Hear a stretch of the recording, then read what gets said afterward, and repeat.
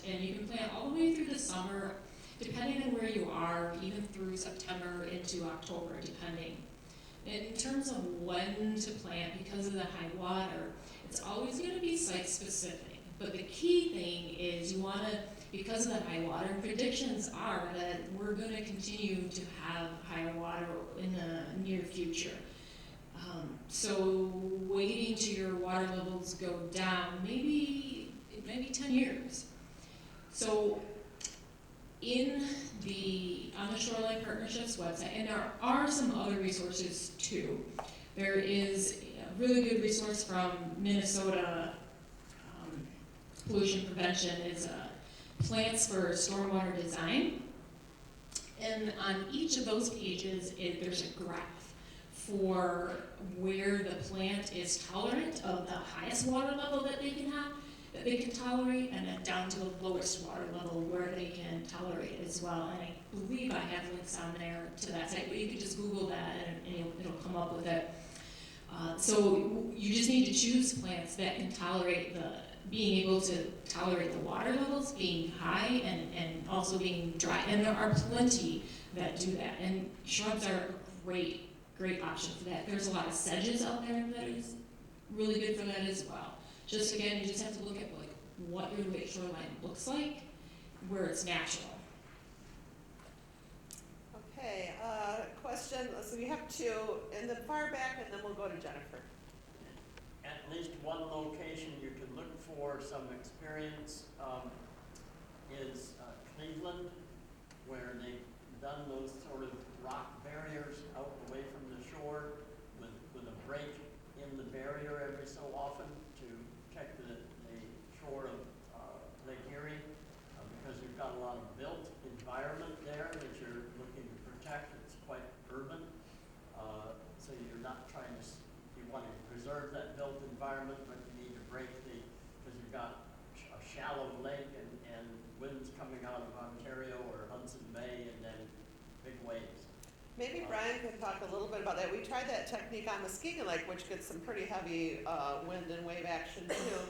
And I'd like you to talk a little bit, Brian, about how what happens when water levels do go back down after you've done that, but how beneficial it is to get our restoration started in the first place. I'll also mention there's some great ideas and concepts. If you go on and look, particularly along the eastern shoreward, almost every state now is working on it, and we refer to them as natural shorelines.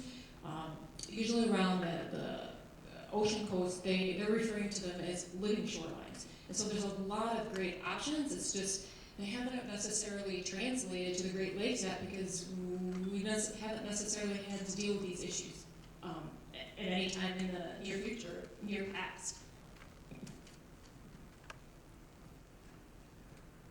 So first of all, so some of these sites that have been restored around Muskegon Lake were restored at low water. And knowing that eventually the lake would come up because that's what the lake does, we had actually tried to install some of those offshore structures, and we were given a pretty hard no from some of the regulatory agencies at the time. So that was a condition. They just said, we're not going to permit those for you. Now, today's climate is obviously very different. They're permitting things today that they wouldn't have done at low water. So there is that element of change that comes into it. The other side of it is we do have to be focused on the long term and think about, well, what's going to happen, if or when the lake does go down. Lake Michigan does have a history of going up and down. Although, even though currently, like Julia said, a lot of current projections are that the lake's going to stay up. Our last 3 high water periods, when the lake reached the same height, the lake dropped 3 feet within 2 years. So we can't necessarily predict exactly what the weather's going to do. We just know that there's going to be change. So part of the overall discussion is how do we plan for both low water and high water periods, and how do we avoid from making a potentially poor decision for what could be a short-term problem. And there's not a good answer to that. There's not a lot of good solutions to that. Those are the discussions that a lot of people are having, both a regulatory and an engineering standpoint right now, and trying to figure out how do we manage this problem without screwing up the lake's ecology in the long and in some cases, lake's aesthetics in the long term, because the lake drops in 4 feet again, do we want to see 6-foot piles of rock along our beaches everywhere? So that's a tough line, and, you know, there's a lot of work going into it. And no one's really talked about just development in general and shoreline development. We have a lot of built environment on the shoreline already, and obviously that's property that needs to be protected or moved.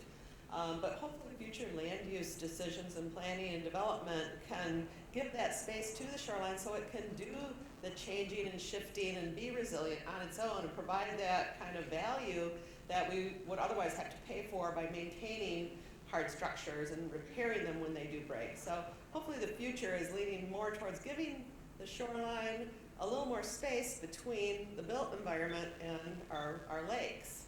Jennifer?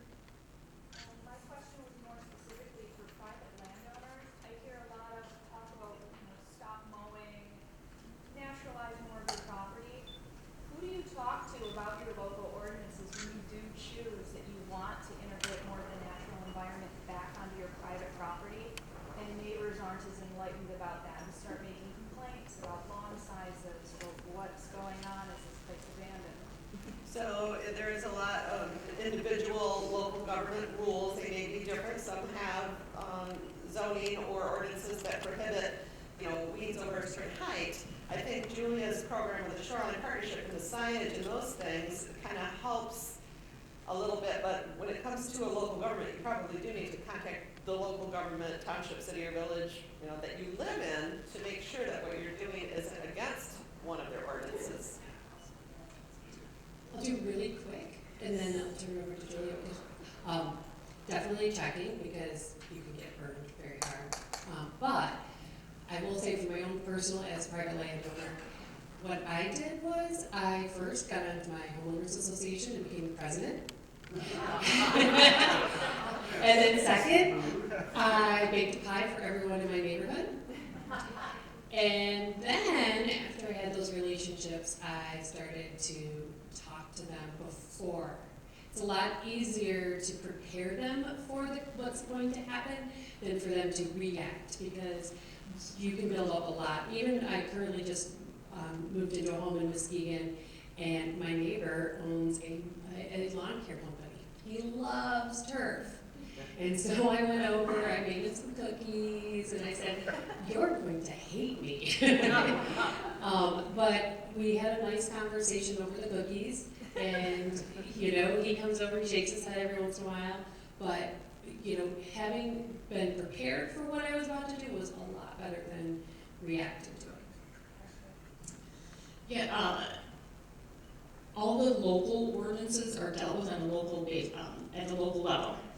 One of the Shoreline Partnerships things was about policy at the local level as well. So we actually produced 2 documents on how to protect inland lakes for local officials. One is kind of a guidebook, and the other one is a toolkit. And those are both on the Shoreline Partnerships website as well for download. And you can contact me too, and I can get you some hard copies as well. The other thing too was really about, hey, how do you not look like a crazy neighbor too? As part of the Shoreline Stewards program, we also developed an ambassador kind of training concept, and all of that information is on our website as well. And one part of that is the social science behind it, and how do you change the culture? How do you change it slowly, and how do you get to that critical mass where you're actually reaching your goals? And one of the things that in there is it talks about the cues to care. So it's not about, are you just throwing everything messy, and what's your current culture? Does everything have to be super neat and tidy? And if it is like that, how do you slowly change that? And some of the cues to care is like, how do you create, that it looks like that art, a bench, a really awesome pathway. So within that training stuff, there are some resources in there that you can look at. And then the signage helps as well, because it provides you the support that somebody else is saying that you're pretty awesome protecting the lake.